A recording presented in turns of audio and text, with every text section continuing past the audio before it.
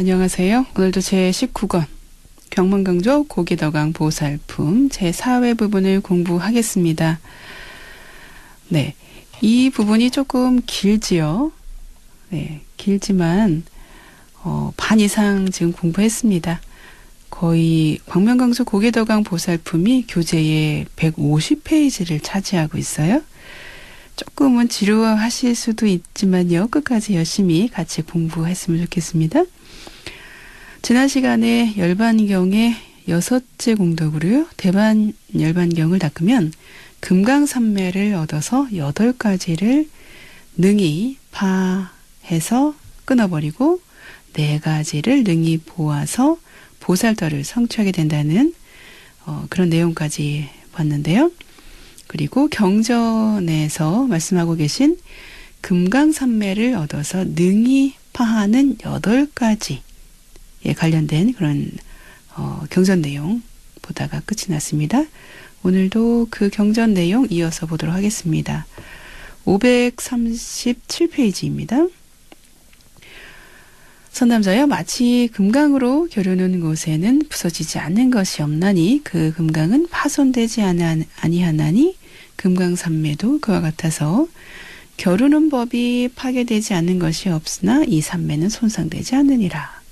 선남자여 모든 보배 중에는 금강이 가장 훌륭하듯이 보살이 얻는 금강산매도 그와 같아서 모든 산매의 가장 제일이 되느니라. 왜냐하면 보살마살이 이 산매를 닦으면 모든 산매가 다 와서 귀속하기 때문이니라. 선남자여 마치 소왕, 작을 소자를 써서 소왕입니다. 소왕들은 모든 전륜성왕에게 와서 귀속하듯이 모든 산매도 그와 같아서 금강산매에 와서 귀속하느니라. 선남자여 마치 어떤 사람이 나라의 원수가 되면 모든 사람이 싫어하고 어떤 사람이 그를 죽인다면 세상 사람들이 모두 이 사람의 공덕을 칭찬하듯이 금강산매도 그와 같아서 보살이 닦아 익히면 모든 중생의 원수를 파괴하나니 그러므로 항상 모든 산매의 경모함이 되느니라. 선남자여 어떤 사람이 기운이 장대하여 당할 리가 없는데 다른 사람이 그를 굴복시키면 그 사람은 세상 사람들의 칭찬을 받게 되듯이 금강산매도 그와 같아서 굴복하기 어려운 법을 굴복하나니 이런 뜻으로 모든 산매가 와서 귀속하느니라. 선남자여 어떤 사람이 바닷물에 목욕하면 이 사람은 이미 여러 가지 강물로 목욕함이 되듯이 보살마살도 그와 같아서 이 금강산매를 닦으면 다른 여러 가지 산매를 닦은 줄을 알아야 하느니라. 선남자여 향상 가운데 못이 있으니 이름이 안욕달인데 그 물은 8가지 맛을 갖추었으므로 마시는 사람마다 모든 병이 없어지듯이 금강산매도 그와 같아서 8정도를 구족하였으므로 보살이 닦아 익히면 모든 번뇌의 병을 끊어 버리느니라. 선남자여 어떤 사람이 마에수라천에게 공양하면 이 사람은 모든 하늘에게 공양함이 되듯이 금강산매도 그와 같아서 누구든지 닦아 익히면 그 밖에 모든 산매를 닦음이 되느니라. 네, 여기까지가 경전 내용이었습니다. 요거에 관련된 내용은 지난 시간에 쭉 먼저 제가 요약해서 말씀드리고 이번 시간에는 경전 내용을 봤습니다. 자, 그 다음에 이제 경전에서 열반경을 닦아 얻은 금강산매로 능해 볼 수 있는 4가지에 대해서 말씀하고 계십니다. 그 첫 번째가요. 이 금강산매에 들어가서 비록 일체법을 다 알아서 볼 수 있지만 본다는 생각을 짓지 않는다는 것이 첫 번째입니다. 두 번째는 어떤 사람이 내거리에 앉아 있으면 오가는 사람들을 훤히 다 볼 수 있고 다 알 수 있듯이 이 산매는 중생의 나고 없어지고 나고 들어감을 환히 다 볼 수 있다는 것입니다. 셋째는 이 산매는 높은 산에 올라가면 모든 산을 멀리까지 볼 수 있듯이 모든 법을 분명하게 볼 수 있다는 것입니다. 넷째로 금강산매의 깨끗한 눈을 얻으면 일체 세계를 분명하게 보는데 장애가 없다는 것입니다. 네, 이와 관련해서 경전 내용 537페이지 맨 마지막 줄에서부터 538페이지까지 나오는데요. 네, 그 경전 내용을 한번 같이 보도록 하겠습니다. 선남자여, 만일 보살이 이 금강산매에 머물면 온갖 법을 보는데 장애가 없어 손바닥 위에 아마륵 열매를 보듯 하나니, 보살이 비록 이렇게 보는 일을 얻더라도 온갖 법을 본다는 생각을 짓지 않느니라. 네, 여기서 아마륵이 나왔는데요. 아마륵에 대한 설명을 잠깐 드리고 가겠습니다. 암라라고도 쓰는데요. 암라라고 하는 그 원래 인도 과일을 번역하면서 아마륵이라고 번역을 한 것이고요. 이건 영어로는 인도 구즈베리라고 합니다. 요게 이제 손 안에 들어갈 정도로 아주 작은 열매예요. 약간 큰 대추 사이즈. 근데 대추는 약간 타원형이지만 이 아마륵은 아주 동그랗습니다. 제가 인도에 있을 때 이 암라를 먹어봤던 기억이 있어요. 굉장히 아주 셨다는 생각이 지금 들고요. 그리고 아주 작기 때문에 한 손 안에 이렇게 올려놓을 수 있을 정도로 아주 작은 것입니다. 이거는 시기 때문에 사람들이 즐겨 먹지는 않고요. 아유르베다 이런 데서 이제 약재로 많이 사용을 하는 것 같습니다. 네, 경전 이어서 보겠습니다. 선남자여, 어떤 사람이 네 거리에 앉았으면 여러 중생이 오고 가고 앉고 눕는 것을 보게 되듯이 금강산매도 그와 같아서 모든 중생의 나고 없어지고 나오고 들어감을 보느니라. 선남자여, 마치 사람이 높은 산에 올라가면 모든 방향으로 멀리까지 분명하게 볼 수 있듯이 금강산매의 산도 그와 같아서 보살이 올라가면 모든 법을 분명하게 보느니라. 선남자여, 마치 봄철에 하늘에서 비가 내릴 때에 그 방울이 가늘고 빽빽하여 빈틈이 없지만 눈 밝은 사람은 분명하게 보듯이 보살도 그와 같아서 금강산매의 깨끗한 눈을 얻으면 동방에 있는 여러 세계와 그 중에 이루어지는 세계, 없어지는 세계를 분명하게 보는데 장애가 없으며 내지 시방세계도 그러하니라. 선남자여, 유건타산의 7해가 한꺼번에 뜨면 그 산에 있는 초목과 숲들이 모두 타듯이 보살이 금강산매를 닦는 것도 그와 같아서 모든 번뇌의 초목들이 즉시 소멸하느니라. 네, 이것이 경전 내용이었습니다. 네, 이 다음에는요, 대반열반경을 닦는 보살은 이와 같이 8가지로 능히, 8가지를 능히 끊고요. 그리고 4가지를 능히 보기 때문에 일체법의 진실을 알아서 일체법의 번뇌를 끊어 없앱니다. 하지만 내가 없앤다는 생각도 내지 않고요. 몸을 변화해서 시방에 헤아릴 수 없는 세계에 두루 몸을 놔두어서 일체 중생의 번뇌를 끊어주지만 그렇게 일체 중생의 번뇌를 끊어준다는 생각도 내지 않는다고 합니다. 네, 그 다음은 대반열반에 들어가는 가까운 인연으로 다음과 같은 4가지 법을 들고 있습니다. 첫 번째가 선지식을 친근하면 대반열반에 들어갈 수 있는 인연을 짓게 되는 것이고, 두 번째는 전이란 마음으로, 한 마음으로라는 그런 뜻이죠. 전이란 마음으로 법을 구하여 듣게 되면 대반열반에 들어가는 인연을 또 짓게 되는 것이고, 세 번째는 마음을 두어 생각함. 마음을 두어서 생각하면 대반열반에 들어가는 인연을 짓게 되고, 네 번째로는 법에 맞게 수행을 하면 또한 대반열반에 들어가는 인연을 짓게 된다고 합니다. 경전에서는 네 가지 법을 실천하는 보살과 범부에 대해서 다시 세 가지로 비유를 하고 있습니다.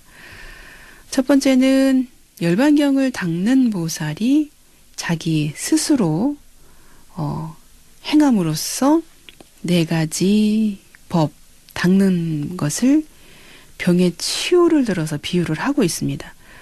스스로 행으로서 네 가지 법을 닦는 것, 이건 스스로 자행의 법으로 네 가지 법을 닦는 것을 병의 어떤 치유하는 것과 같은 그런 비유로 설명하고 있는데요. 어떤 사람이 병에 걸렸을 때 열병이나 냉병이나 허로병, 이 허로병은 빌허자에 노고로울, 노자 이를 썼는데요. 이 허로병은 과로해가지고 허약해져서 생긴 병을 허로병, 쉽게 말하면 만성 피로증후군 이렇게 이해하시면 되겠습니다. 그런 허로병이거니와 학질이나 귀신의 독 등에 걸려 고생하는데 용한 의원을 찾아가니 의원이 병의 증세에 따라 약을 주었습니다. 그 환자는 의원의 말을 잘 듣고 그 말대로 약을 지어 처방대로 복용을 했는데, 그렇게 약을 처방한 대로 복용을 하니까 병이 나아서 몸이 편안해졌습니다. 이때 병에 걸린 사람은 법을 닦는 보살을 비유하고요. 용한 의원은 선지식을 비유하고, 의원의 말은 방등경전의 법문으로 마음을 두어 생각함을 비유하고요. 의원의 말을 잘 듣는 것은 방등경전의 뜻을 전일한 마음으로 생각하는 것에 비유를 하고 있습니다. 그리고 처방대로 약을 짓는다는 것은 법대로 37조도품을 수행하는 것을 비유하고요. 병이 다 나은 것은 번뇌를 멸하는 것을 비유하고 있습니다. 편안함을 얻은 것은 열반에 항상하고 즐겁고 나이고 청정함, 곧 상락, 아정을 비유하는 것이죠. 이것은 자행, 스스로 행한다는 그런 입장에서 그러한 비유를 한 것입니다. 그러한 내용이 540페이지의 아랫부분에 나오는데요. 그 내용은 제가 이렇게 간단하게 요약해서 설명을 드렸습니다. 그 내용이 조금 더 상세한 내용이 궁금하신 분들은 교재의 내용을 참고해 주시기 바랍니다. 네, 두 번째로 넘어가겠습니다. 두 번째는 열반을 닦는 보살의 화타 행입니다.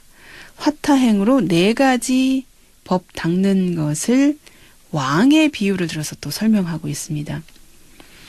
어떤 왕이요, 법대로 나라를 다스려서 백성들을 안락하게 하려고 지혜 있는 신하에게 방법을 물었다고 합니다.